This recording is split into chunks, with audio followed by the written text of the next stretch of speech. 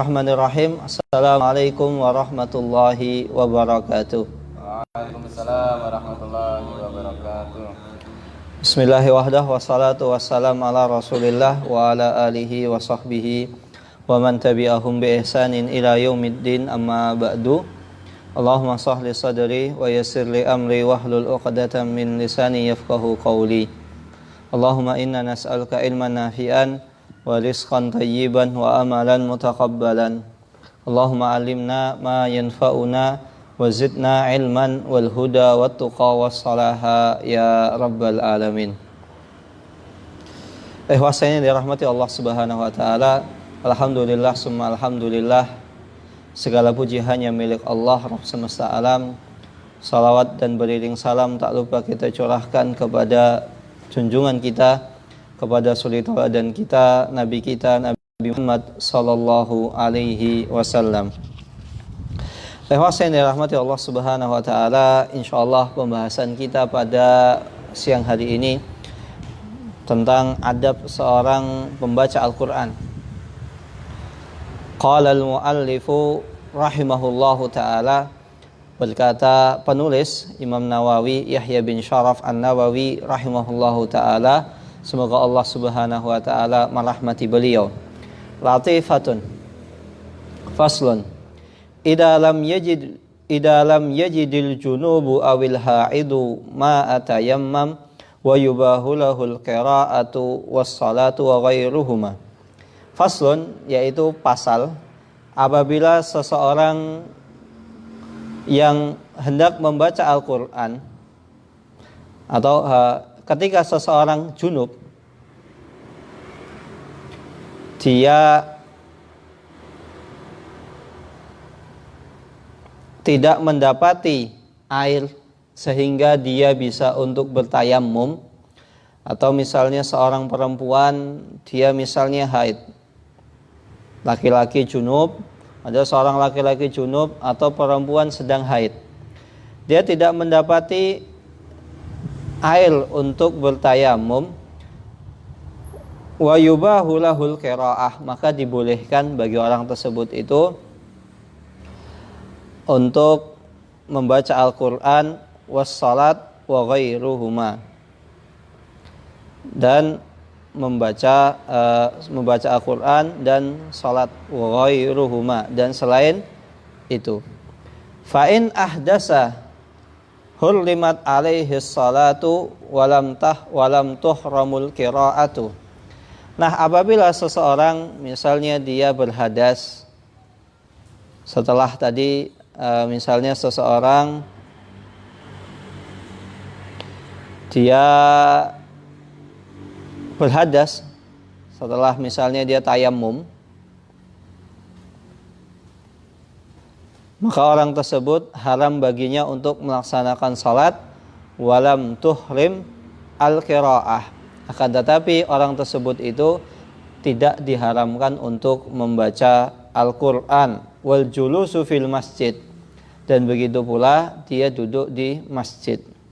Dengan catatan orang tersebut misalnya di suatu daerah kesulitan air, kemudian cari di mana-mana tidak nemu air, yang air kira-kira memungkinkan bagi orang tersebut untuk bertayammum,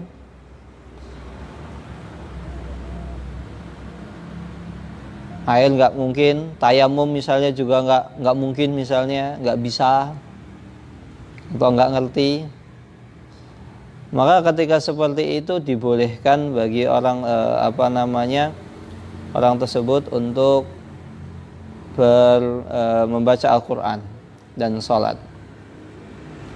Nah, bagaimana kalau seandainya seseorang yang junub kemudian dia tidak mendapati air?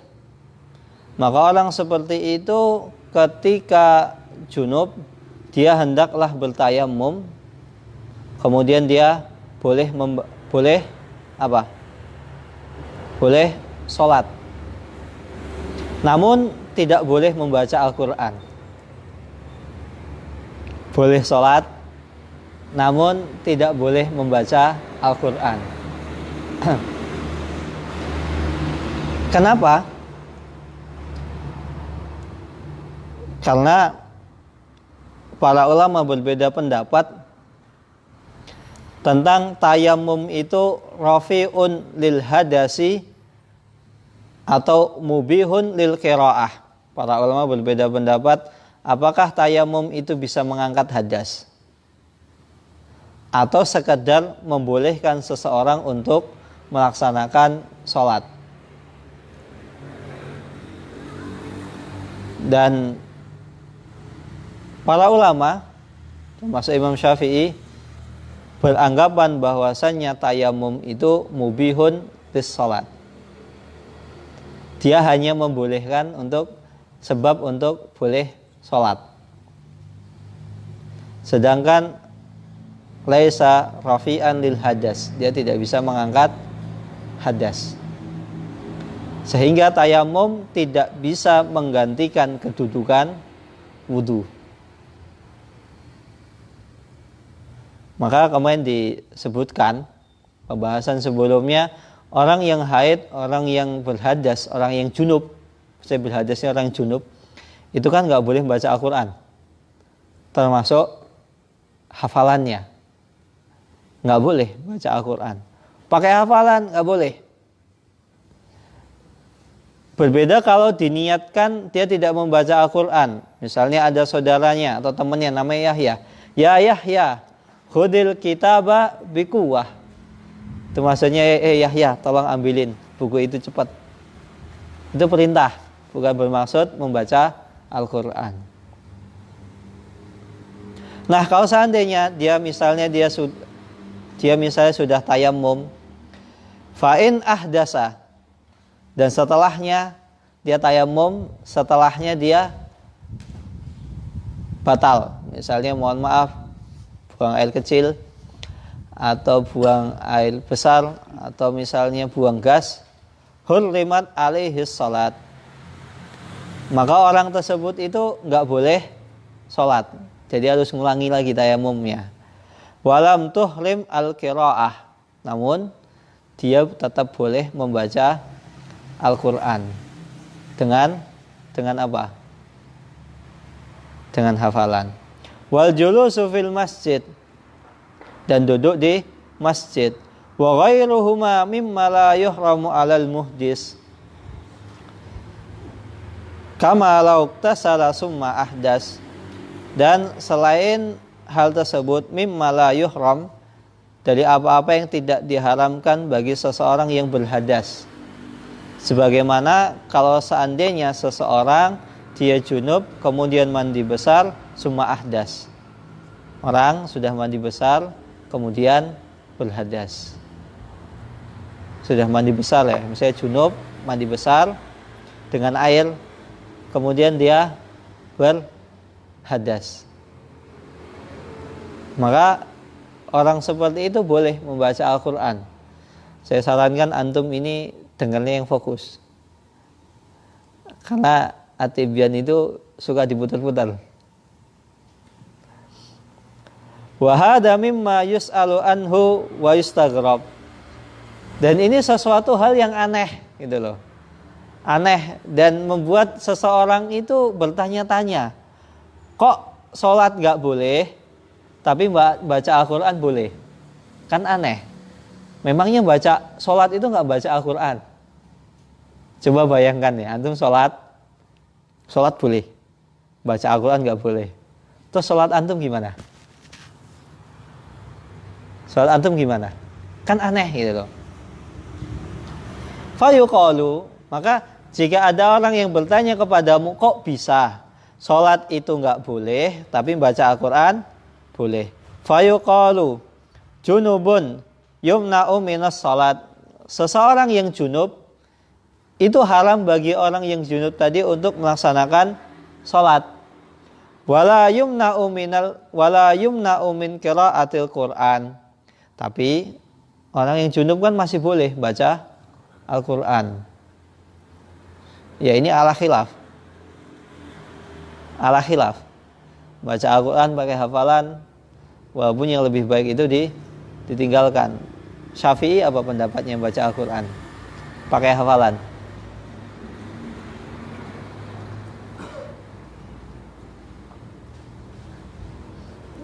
Antum harus ngikuti dari awal gitu. Antum murojaah nggak? Nah, biar paham tuh dibaca lagi murojaah sebelumnya.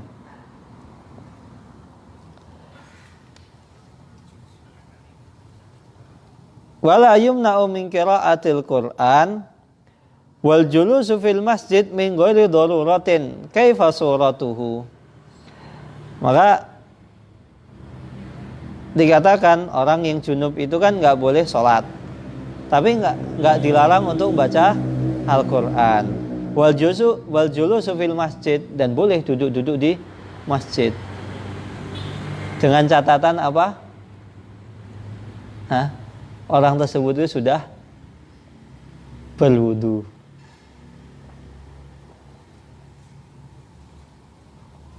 Duduk di masjid boleh kalau sudah berwudu.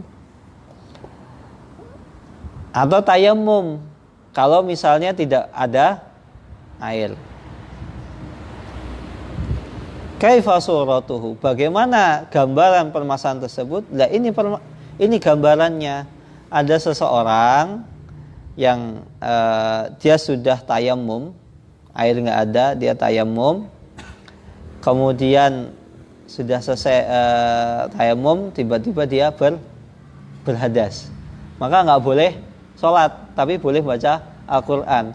Kalau mau sholat gimana caranya? Tayamum lagi biar bisa sholat. Summal aghrab, dan yang lebih aneh lagi, annahu la farqa mimma dzakarnahu baina tayammumil junubi fil hadari was safar. Dan yang lebih membuat orang berdecak kagum, bahwasanya tidak ada perbedaan dari apa-apa yang telah kami sebutkan tadi, baina tayammumil junubi fil hadari was safar. Tayamumnya orang yang junub itu mau baik safar, sedang bepergian, atau dia hadir tidak bepergian, itu sama saja, tidak ada bedanya. Jadi hukumnya sama. Mau misalnya antum bepergian safar, tiba-tiba antum junub,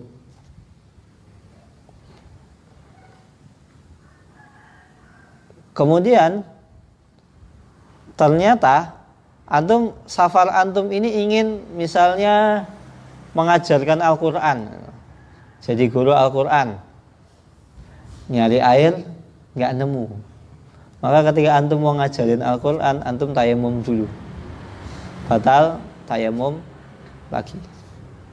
Atau misalnya antum mau sholat, kalau ngajarin Al-Quran kan ya jarang-jarang ya, kalau sholat itu kan pasti, maka antum tayamum dulu, sholat.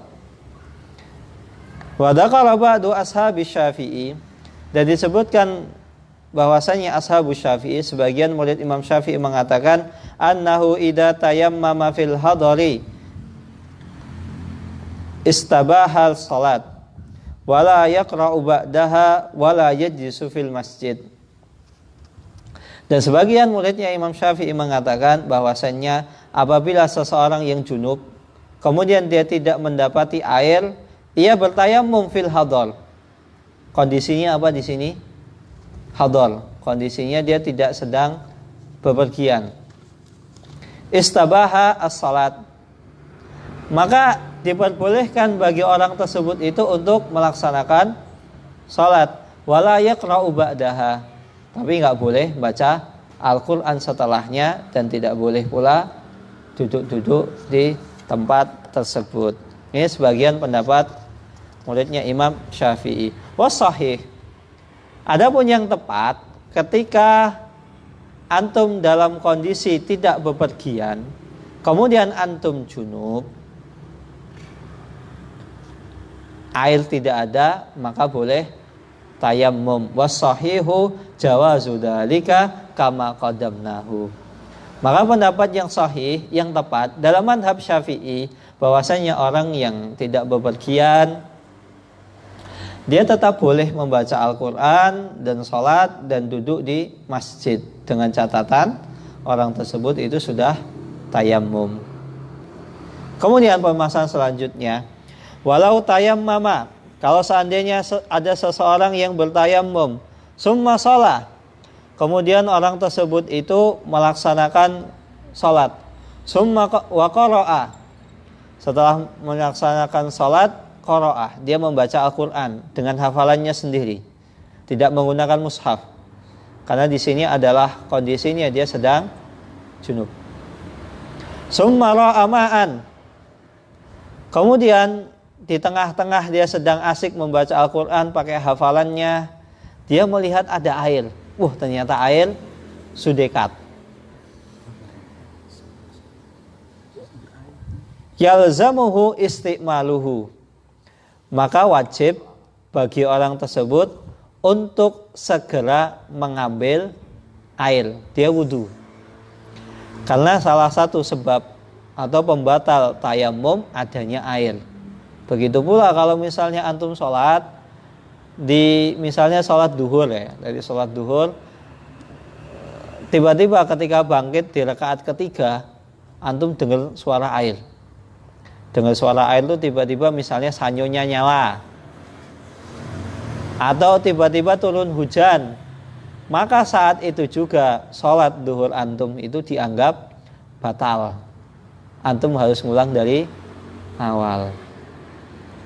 Kenapa? Fa innahu yuhramu alaihil qiraah. Maka ketika air itu sudah ada, nggak boleh baca Al-Quran. Ini kan boleh baca Al-Quran ketika air nggak ada. Maka dia boleh kalau baca Al-Quran pakai tayamum, dan itu pakai hafalan, bukan pakai mushaf. Karena tayamum ini cuma mubih, membolehkan bagi seseorang untuk membaca Al-Quran dan sholat. Ala khilaf, hanya membolehkan untuk ya sholat. Hanya membolehkan untuk sholat. Wa jami'u ma yuhramu 'alal junubi hatta yastaghsil, dan haram baginya apa saja yang diharamkan bagi seseorang yang junub sampai dia benar-benar sudah mandi. Maka tadi sholatnya dianggap batal. Kemudian Al-Qurannya dia langsung, misalnya Al-Quran pegang langsung segera diletakkan.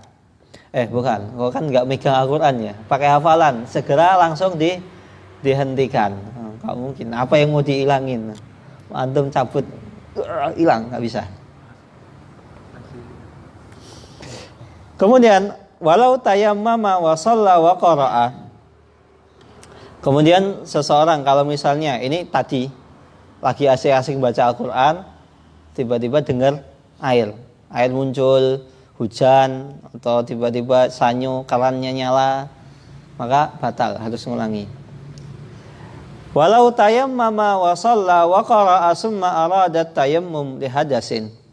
Nah, bagaimana kalau seandainya seseorang dia tadinya tayamum, karena tayamum akhirnya dia boleh sholat, karena tayamum kan mubihun lis sholat, wa qara'a, dan dia membaca Al-Quran dengan hafalannya.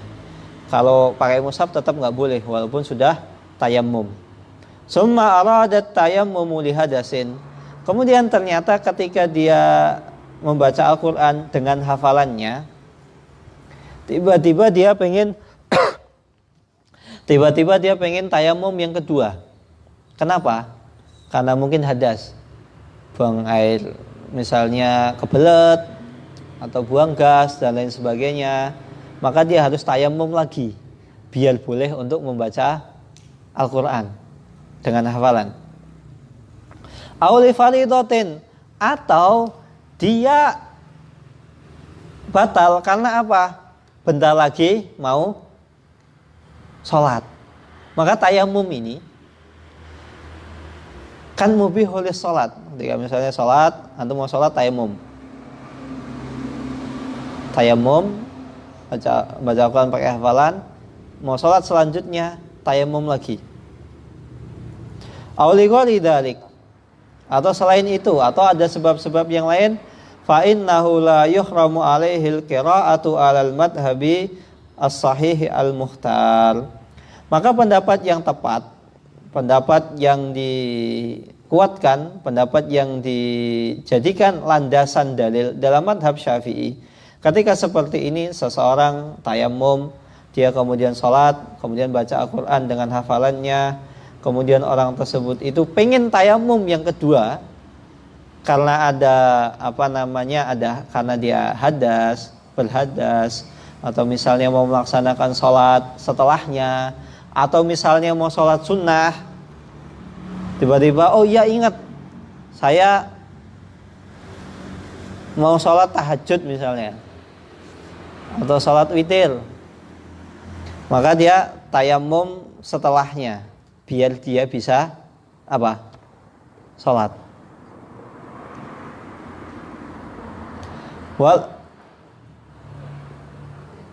Fa'innahu la yuhramu alihil qiraah, maka ketika itu dia boleh untuk membaca Al-Quran dengan hafalannya. Ini pendapat yang kuat. Artinya dalam madhab Syafi'i, ketika seseorang junub mandi besar kan kemudian junub, mandi besar nggak memungkinkan karena nggak ada air. Nah kalau mandi besar nggak ada, maka selanjutnya apa? Tingkat selanjutnya, wudu ya sama saja gitu loh. Ternyata airnya nggak ada sama sekali. Kan bisa aja orang nggak bisa mandi besar tapi bisa wudu. Kok bisa? Iya, airnya cukup untuk wudu. Nah ternyata airnya juga nggak cukup untuk wudu, maka dia tayamum. Nah tayamum ini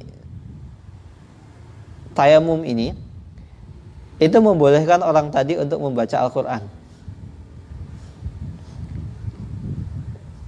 Muhammad,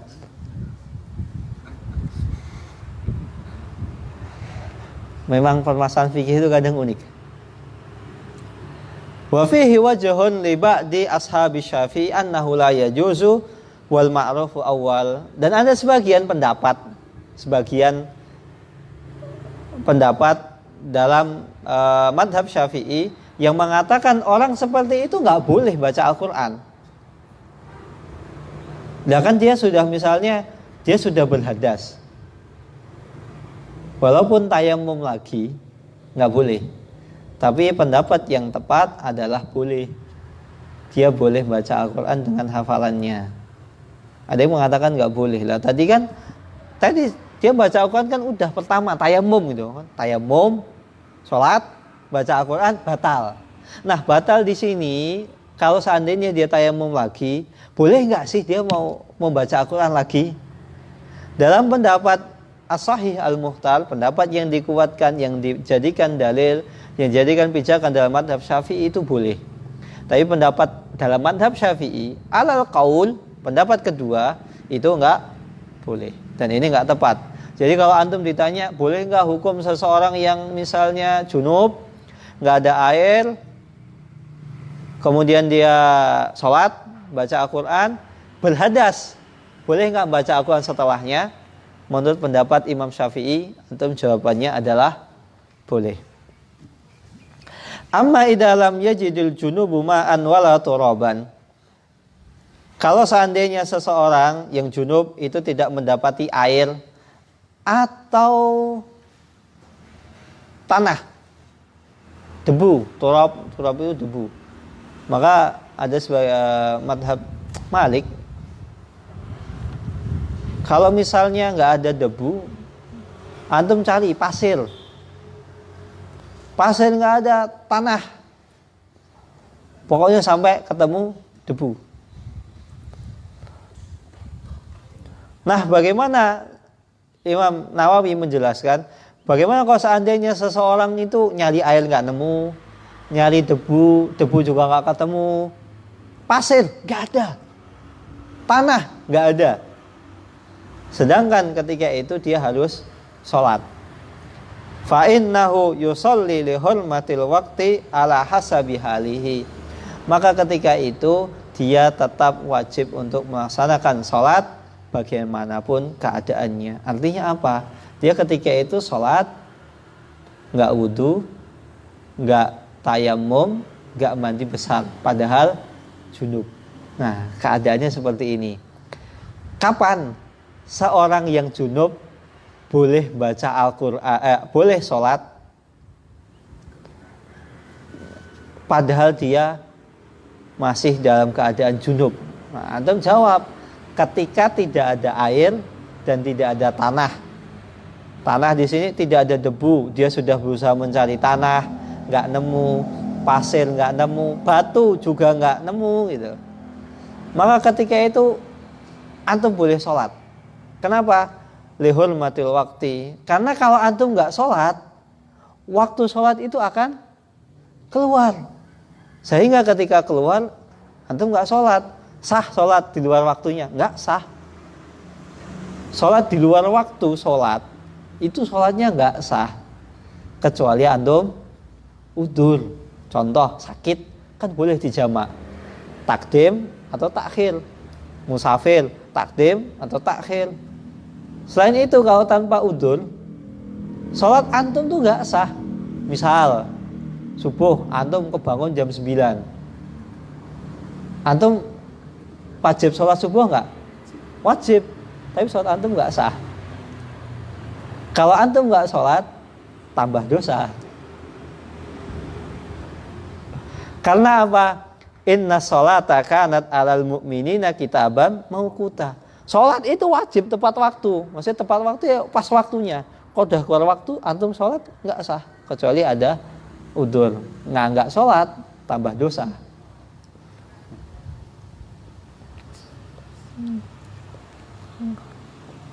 Maka ketika seperti ini boleh. Karena kalau dia nggak sholat, ya mau gimana? Mau kapan sholatnya? Junub, nyari air nggak nemu, nyari tanah nggak nemu, ya tetap sholat. Dan ini keadaannya sama ketika seseorang misalnya punya penyakit salasil haul, atau beseren, atau misalnya orang yang mohon maaf, orang yang misalnya dioperasi, kemudian pipisnya itu harus lewat jalan lain, misalnya lewat selang atau apa. Nah, ketika seseorang yang mohon maaf pipisnya lewat selang, kira-kira dia bisa wudu nggak? Kira-kira orang tersebut nggak bisa. Diwudukan mungkin nggak? Ya kalau bisa diwudukan. Tapi kalau misalnya wudu nggak bisa, diwudukan nggak bisa, tayamum mungkin nggak tayamum? Kalau tayamum bisa tayamum. Tapi kalau seandainya nggak bisa tayamum, ya sudah sholat. Tapi sebisa mungkin tempat yang dia gunakan untuk sholat tersebut itu bersih dari najis. Nah kalau misalnya nggak mungkin, ya sudah sholat di situ. Pakaiannya suci dari najis, kalau bisa laksanakan, kalau nggak bisa tetap sholat. Tapi kemungkinan besar nggak bisa, namanya orang pipis lewat selang, otomatis kemungkinan badan lainnya itu kena. Atau minimal pipisnya itu masih ada di selang. Sehingga ada kemungkinan ketika selangnya misalnya posisinya agak landai, turun, kena badan kita, najis. Tapi nggak mungkin tetap sholat. Seperti itu. Atau seseorang yang mohon maaf, dia beseren, kepoyuh, pipisnya itu sudah parah. Bahkan bisa setiap menit itu pipis. Maka orang seperti itu sholatnya gimana? Kan pipis itu kan batal ya, membatalkan. Tapi misalnya dia pipisnya itu setiap 1 menit, maka ketika itu sebelum sholat dia wudu, kemudian dia pakai pempes atau apa yang bisa menghalangi pipisnya, terus sholat. Dan gimana kalau lagi sholat pipis? Ya sudah, lanjutkan sholatnya. Karena nggak mungkin suruh wudu, belum sampai keran sudah pipis lagi. Baru wudu udah pipis lagi, selesai wudu pipis lagi, nggak mungkin. Maka ya sudah, fattaqullah mastata'tum. Ini sama keadaannya seperti itu. Wa yuhramu alaihil qira'atu kharijas salat. Nah, ini yang perlu diingat. Walaupun tadi boleh membaca Al-Quran pakai hafalan, tapi itu berlaku hanya ketika seseorang sedang melaksanakan sholat. Di luar sholat nggak boleh. Wa yuhramu alaihi ay yaqra'a fis salati mazada ala Fatihatil kitab. Dan ketika orang tersebut itu salat, diharamkan bagi orang tersebut untuk membaca Al-Qur'an melebihi surat Al-Fatihah. Jadi ketika salat, apa bacaannya? Cuma Al-Fatihah. Walaupun boleh baca Al-Qur'an, tapi yang dibaca hanya Al-Fatihah saja. Surah Al-Fatihah baca kulhu nggak boleh. Kenapa kok hanya Al-Fatihah? Karena Al-Fatihah adalah rukun sholat. Nah kalau antum misalnya sholat tapi nggak baca Al-Fatihah, ya percuma. Buat apa boleh sholat tapi rukunnya nggak boleh. Nah di sini lah kok baca setelah Al-Fatihah nggak boleh? Wa hal yuhramu alaihi qiraatul Fatihah. Dan apakah membaca Al-Fatihah itu diharamkan bagi orang yang junub tadi? Wa fihi wajhan. Ini ada dua pendapat. Yang pertama as-sahihul muhtar, pendapat yang dikuatkan, pendapat yang dikuatkan, dijadikan madhab dalam madhab Syafi'i, annahu la yuhram. Maka orang tersebut itu tidak diharamkan untuk membaca Al-Fatihah, bal yajib. Bukan hanya tidak dilarang, bahkan wajib orang tersebut baca Al-Fatihah. Fa inna sholata la tasihu illa biha. Karena orang yang salat dia tidak membaca Al-Fatihah, salatnya itu dianggap tidak sah. Wa kama jazatis salatu lidarurati ma'a janabatin tajuzul qiraah. Dan sebagaimana salat itu diperbolehkan karena sebab darurat bagi orang yang junub tadi, air nggak ada, tayamum nggak ada. Kan kita sepakat ya, orang junub sucinya kapan? Mandi. Wudu itu nggak bisa mengangkat junubnya. Maka kalau misalnya orang junub mau sholat, mandi junub dulu, nggak bisa wudu. Nggak bisa sekadar wudu. Kalau wudu itu cuma mubih li sholat misalnya. Misalnya nggak mungkin mandi junub, tapi bisa wudu. Bisa wudu kan masih mungkin. Mungkin airnya hanya mencukupi untuk wudu, atau bisa jadi dia diwudukan. Sakit diwudukan, nggak mungkin kan? Masa orang sakit dimandiin junub, diwudukan bisa. Maka boleh untuk sholat. Nah, seperti inilah orang yang junub itu boleh sholat karena darurat. Karena tadi misalnya nggak bisa mandi junub, atau misalnya dia hanya bisa wudu dan itu diwudukan, maka kondisi asalnya dia itu tetap dalam kondisi junub. Karena wudu tidak bisa mengangkat junub.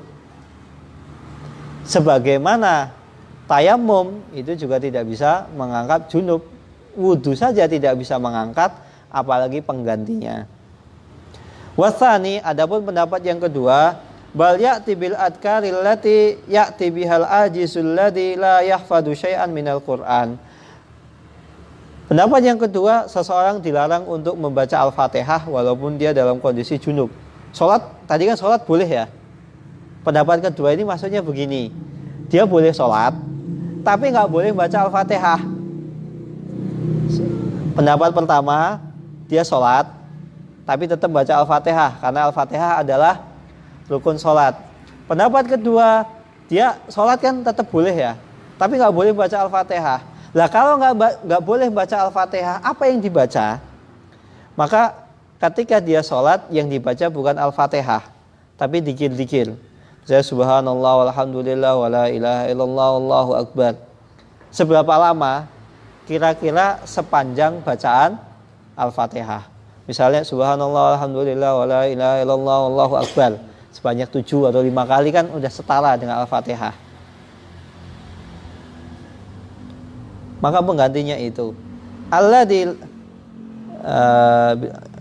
la yahfadu syai'an minal Qur'an, sebagaimana seseorang yang tidak hafal Al-Quran sedikit pun. Misalnya kayak orang yang baru masuk Islam, mu'alaf. Dulu pernah kita bahas ya. Orang mu'alaf baru masuk Islam, gak hafal apa-apa. Sholatnya gimana? Baca dzikir, Allahu Akbar, Allahu Akbar. Subhanallah walhamdulillah wa la ilaha illallah, Allahu Akbar. Setara dengan Al-Fatihah lamanya. Lianna hada ajizu syar'an fasaral kal ajizi hissan. Maka orang seperti ini, seperti ini tuh dihukumi orang yang tidak mampu secara syariat. Nggak ada. Orang yang baru masuk Islam, secara syariat kan nggak mampu. Suruh baca Al-Fatihah, nggak bisa. Ngafal, nggak bisa. Beda kalau misalnya orang non-Muslim tinggalnya samping masjid. Insya Allah Al-Fatihah hafal. Tapi ini orang yang, mohon maaf, misalnya orang, kalau Indonesia itu orang nggak hafal Al-Fatihah kayaknya kemungkinan kecil. Insya Allah hafal Al-Fatihah, insya Allah. Tapi kalau mungkin ya orang yang ada tinggal di Eropa, Amerika, yang notabene sana muslimnya sedikit, kemungkinan untuk hafal Al-Fatihah itu nggak ada. Maka orang seperti itu, ketika orang sudah syahadat masuk Islam, semua syariat kan sudah berlaku, termasuk suruh perempuan suruh pakai jilbab, wajib sholat. Nah ketika sholat gimana? Ya tadi baca dzikir. Nah keadaannya seperti itu. Orang yang secara syariat tidak mampu, maka dihukumi sebagai seseorang yang tidak mampu secara anggota badan. Nggak mungkin dia misalnya suruh dia junub, untuk mengangkat junubnya saja tidak bisa. Junubnya kan masih melekat. Dia sekadar misalnya wudu nggak bisa ngangkat junub, apalagi tayamum. Maka secara hissan, secara badannya dia itu masih sebagai statusnya sebagai orang yang junub. Maka statusnya sebagai orang junub, dia terhalang dari membaca Al-Quran, maka diganti dengan dzikir. Karena membaca dzikir itu boleh. Maka misalnya orang perempuan perempuan yang haid, yang junub boleh baca dzikir. Astagfirullah boleh. Wassawabu al-awwal, adapun pendapat yang tepat adalah pendapat yang pertama, bahwasannya dibolehkan untuk membaca Al-Fatihah dan tidak melebihi surat lain. Wa hadzal furu'ul ladzi dzakarnaha yuhtaju ilaiha, dan macam-macam permasalahan seperti ini sengaja saya sebutkan karena permasalahan ini sangat dibutuhkan oleh orang. Gimana kalau keadaan seperti ini dan seperti itu, ini nggak nemu air tapi tidak memungkinkan untuk mandi junub, bisanya untuk wudu. Falihada asyartu ilaiha biaujazil ibarah. Maka oleh karena itu saya sebutkan secara garis besar permasalahan seperti ini, hukumnya seperti ini. Enggak dirinci dalilnya ini, enggak. Wa illa falaha adillatun wa tatimmatun katsiratun ma'rufatun fi kutubil fiqhi. Karena sejatinya permasalahan fikih ini sudah dirinci dalilnya, permasalahannya, perbedaan pendapat di kalangan ulama dalam kitab-kitab fikih. Wallahu taala alam bisawab. Ada pertanyaan? Fadhal.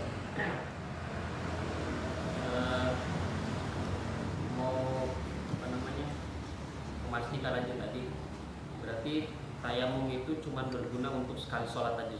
Iya. Berarti kalau kita junub pas bangun tidur subuh, kita tayamum sholat qobliyah subuh. Habis itu mau sholat subuh itu harus tayamum lagi berarti. Itu ada air apa enggak? Enggak ada. Antum sudah nyari airnya? Maksudnya posisinya seperti itu, udah enggak ada air, enggak ada air. Kalau memang benar-benar enggak ada air, maka bisa tayamum. Tapi kalau misalnya masih ada air, antum harus cari. Maka diperbolehkan seseorang untuk tayamum, salah satu syaratnya dia harus usaha nyari air dulu. Nah, ketika dipersyaratkan harus mencari air, usaha mencari air, para ulama berbeda pendapat seberapa jauh.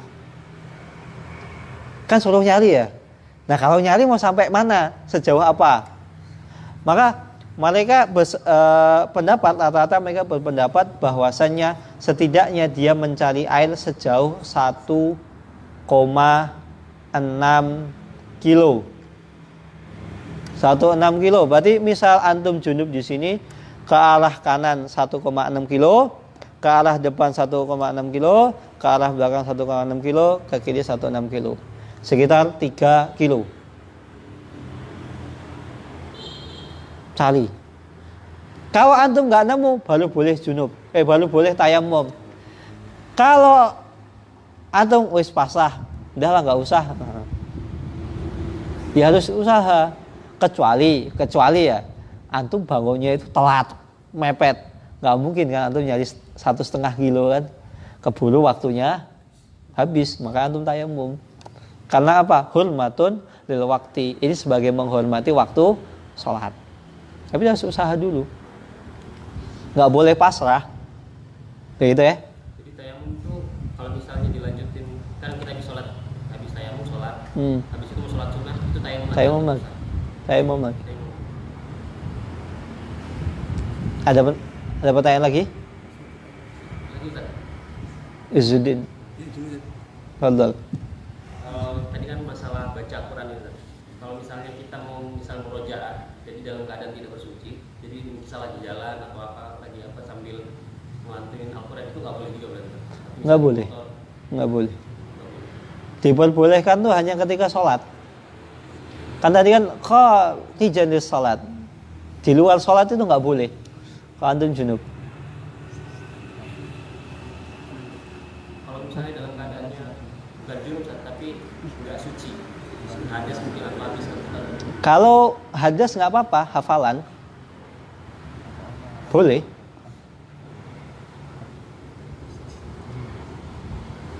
Fadhal, Izzi. Tentang ini kan, lembaga tafid yang menangani perempuan misalnya santriwati. Caranya kalau misalnya ada yang lain, kan dia kan juga ada target gitu. Apakah diperbolehkan atau tetap nggak boleh secara mutlak atau gimana? Wallahu ta'ala alam. Karena pertama belum pernah menangani pondok tahfidz perempuan, dan di sini juga Anda nggak minat buka, misalnya kalau ditawari buka rumah tahfidz, saya Allah alam gimana menanganinya. Mungkin ngambil pendapat yang ringan, kan itu madhab Syafi'i, madhab yang lain kan boleh kalau hafalan, selama nggak nyentuh mushaf, bisa pakai HP. Nah kalau misalnya musrifahnya masih santri pengabdian, nggak boleh megang HP, ya sudah, pakai hafalan. Mungkin begitu, mungkin, wallahu a'lam.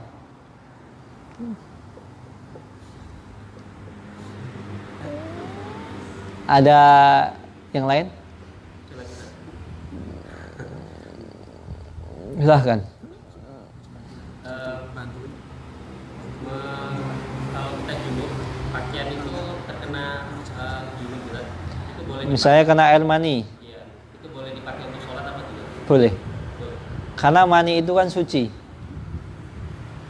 Antum perlu pahami, mani itu suci. Tapi ketika antum keluar mani, antum harus mandi junub. Mani, asal manusia itu suci. Nah, masalahnya, lah kok mengeluarkan sesuatu yang suci harus mandi? Ya itu aturan syariat. Pertama aturan syariat itu.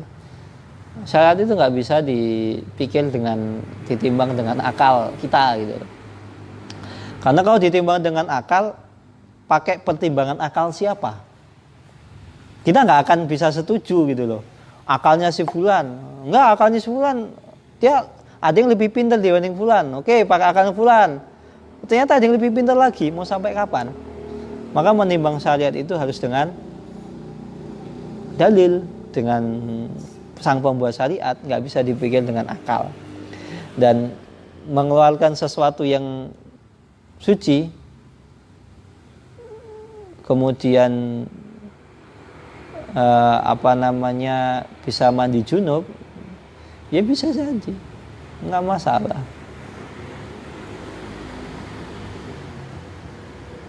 Seperti misalnya antum muntah. Muntahan antum tuh suci apa najis? Suci. Saya suci. Tapi apa? Antum ketika muntah, puasa batal. Muntahan di sini kan batal itu kan muntah dengan sengaja. Misal antum keselak, langsung antum muntahin. Masuk.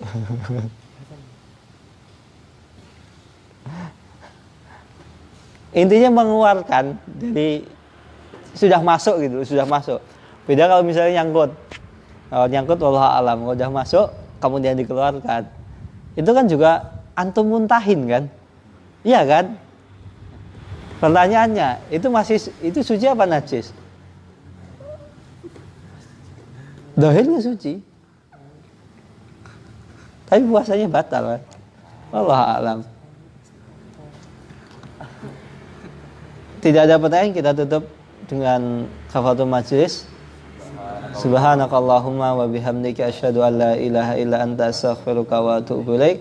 Wassalamualaikum warahmatullahi wabarakatuh.